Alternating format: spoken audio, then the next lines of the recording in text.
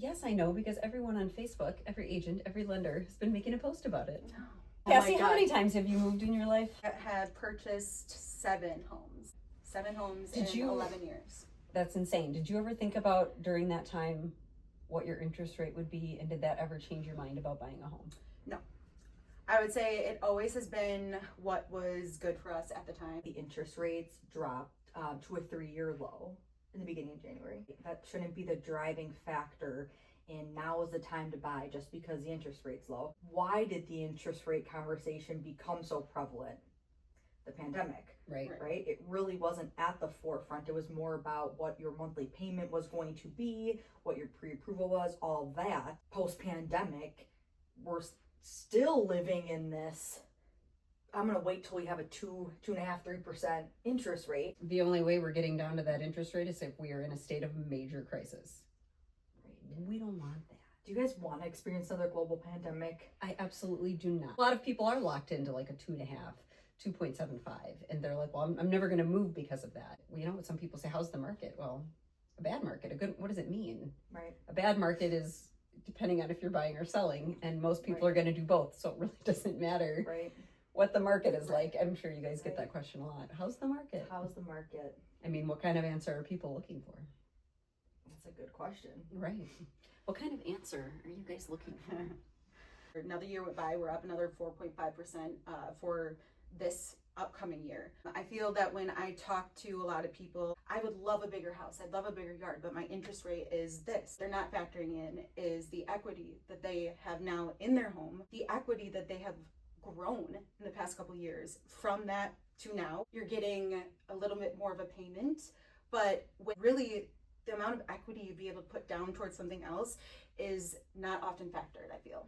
Yeah, it's not. And a lot of times we always say that the math ain't mathin', right? Mm-hmm. The math is literally not mathing. If you're sitting in your house every day and there's something that you just can't stand about it, it has to be realistic. It also has to be affordable. You know what's interesting? Have you guys heard the phrase, marry the house, date the rate? I love the idea of doing something strictly for financials, right? What if you're dating a rate and now it never changes? So it can't be about the rate. I mean, it has to be about what do you ultimately want? What's going to bring you happiness? We all were forced to stay in our homes. How did you feel in that home? Did you love that you had this, and this feature, but would it have been so nice if you had another feature? And I would say since COVID, a lot of those people have realized, like, yeah, we want the lake home, or we want the basement we can finish, or we want the kids to have their own bedrooms because we were all stuck together and everybody needed a place to have their own space. Or now they're working from home, need that office. And a lot of people are working from home now. So like, do you have your home office? Do you have a space for it? Are you in this room and your husband's in this room and you're just like looking at each other all day and then having to spend all the rest of the time together and like thinking about how great that must is this getting be. a little personal for you? No, my husband is definitely not working from home. But I have had clients say that recently, like, we both work from home. I'm over here, she's over here. It makes more sense to have an extra bedroom, an extra den, an extra space that you could use as an office. We lived in a neighborhood we love, as I talked about, the community part of it, the convenience of the schools, friends, walking trails, we had pools, all the things, and we had a really good opportunity to buy a lake home, and we had kind of always talked that was our end goal for our family. Like, we wanted to have that lake house, and we ended up moving. We did a lot of things to it, liked it, but overall, our children's happiness, we saw kind of, I mean, they were still happy, obviously, right? They're on a lake, but just the convenience of their friends, us driving back and forth to their same school. Overall, the social aspect felt really hard for us, and we sat back and we're like, we chose this because for our family overall happiness and togetherness, and while we felt that there, it was just really hard. We did in a year make the decision to move back to a neighborhood, and it was... Wait, you can do that? If you move and you're not happy, you can change. Yes. We're not trees. We're not trees. I'm a firm believer that you have to do what's best for your family. Yes, financially you have to make smart decisions for yourself, affordability wise, all the things, but as far as the market and rates, I don't know if that's necessarily the biggest factor for... Right, like be happy, enjoy the space you're in, raise happy kids. Right, moms? We all know that for sure. Right. I think the marry the house, date the rate is a fun buzz phrase to use, but at the end of the day, you have to be fiscally responsible. Buying and you are looking at a payment of 25% of your take home pay versus 28% to be able to marry that house. Okay, that's one thing, but certainly that buzz phrase can become a little bit dangerous if we're now talking about, oh, use the highest percentage of your debt to income ratio to go ahead and move that. So it's also not fun to be house poor. Is that what you're saying? That's that can deplete your happiness real fast. Make a pros and cons list, you know, and I think have your significant other do it separately than you, and then come together and talk about it. All this person really wants is a 3+ car garage, you know, or I'd be fine with one garage as long as my boat fits in it. We hear that a lot in the state of Wisconsin. But all I really want is a kitchen with a big island. You know what I mean? So I think finding those things out too, what can work best for the family.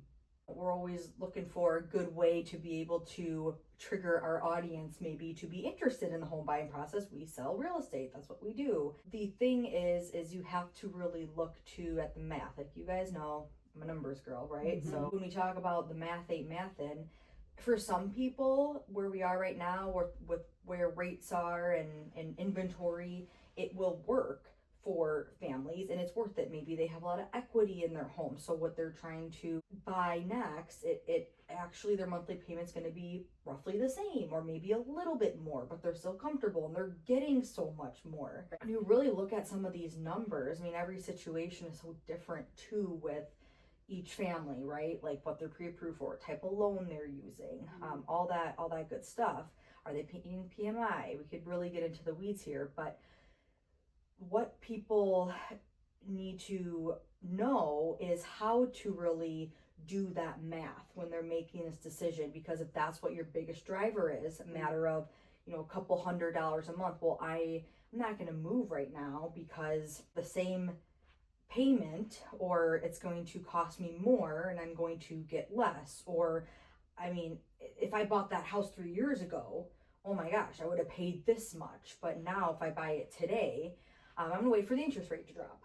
Okay, great. Well, maybe the interest rate drops, let's say a year from now, but guess what else has happened a year from now? Property values have increased, and we could be conservative and say like by 5%. We know that in the greater Milwaukee area, we're looking at like 7, in some cases even 9% per increases. So now you're paying more for a house. You have that lower interest rate. Maybe that does still make your monthly payment less by 100, maybe even in some cases a couple $100. But when you look at the payback period of the additional cost you paid for that house, let's say it went up $30,000, $50,000 in that year, you have to understand in actuality how long it's taking you to repay what you've now paid more for by waiting a year. And in some cases, we're talking like 15 years until you're able to pay that back. But that doesn't mean that you shouldn't buy a house. And obviously, we're not here to tell anybody what to do. We're here to make sure that you understand why all of your realtor and lending friends are inundating your social media feeds with this information. Because we know it's what they want to hear, right? But they also need to understand what it means. The urgency or the scarcity mindset also, it's not like you're scrolling and an ad pops up, oh, buy that moisturizer. This is a huge investment. This is the biggest investment you'll ever make. So it does need to be right for you. A lot of people do stay in their homes for several years. We are not necessarily that family. How long do you plan to stay in your next home? Now, obviously, things change. But if you're only planning on this, this is our 3-year home or this is our 4-year home.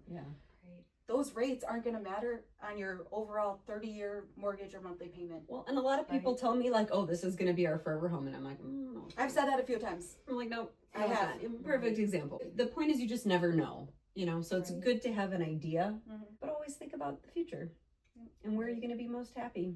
Here's the difference between, you know, working with a sales agent and working with a professional in this industry. Work with somebody who understands where you're at in life, where your life might take you, and is going to help you answer those questions along the way. And isn't trying to just sell you a house. Right. But anyway, did you guys hear about those interest rates? They are down. They're down. Historic 3-year low.